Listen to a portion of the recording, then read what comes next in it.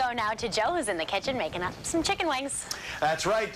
Me and Chef Chaz have been frying up some big wings here all morning. They take a little longer to cook, but if you have the oil at the right temperature, it all works out. Right.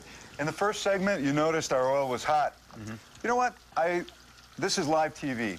So at the university, at the cooking school, not every student has a deep fryer where you can temperature control. So if you have a thermometer, you temp it out. But the smoking point tells you that the oil is too hot, like it was in the first segment. Yeah. And these are extra jumbo wings, so they have more liquid. So whoosh, yeah, you saw what happened. Too.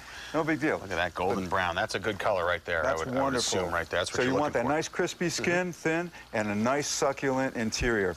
Now we're going to move on to our sauces. Joe is going to do our green tomato caper remoulade sauce. Okay, Joe? And I'll start getting that ready. Now that requires a cup of mayo, so I'm going to put it in. Everything's been measured out here.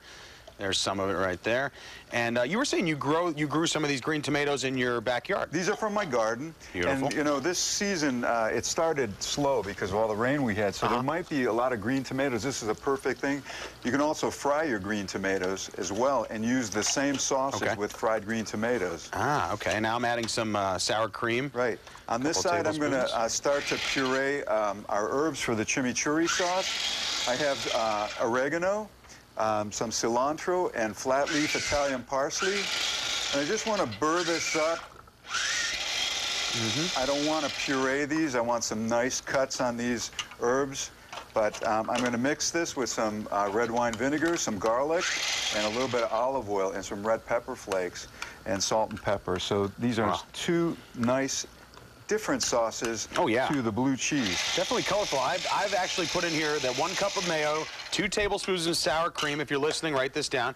2 tablespoons of fine diced green tomatoes. You can get them at any supermarket or grow them like Chaz does. 1/2 teaspoon of sugar, 2 teaspoons of chopped capers, some fresh cilantro, 2 teaspoons of that, some shallots if you'd like are in there, 2 teaspoons worth of that, and just mix it all in there. We got some lime juice as well, right? I'm going to squeeze a little lime in there. Right. All right. And Joe is the author of his own sauce, so I've got some other things for him to play with. There's some honey and some Dijon mustard, so we're getting this is a Creole sauce. I like honey. Can I put a little honey in there? Absolutely. This is a play on salty, sweet, and spicy. Okay. All right. That looks great. I'm going to puree, not puree, but I'm going to chop up some garlic here for the chimichurri, Joe, on this side. Yeah. Let's talk about your dressing there. What do you got going on? Like I said in the first segment, this is an Argentinian sauce, and it goes really well with beef, chicken, or fish. Great, so you can use it for most meats, absolutely. That's right. And it's a vinaigrette, so it's not going to be, you know, an emulsified sauce like the blue cheese or the remoulade sauce.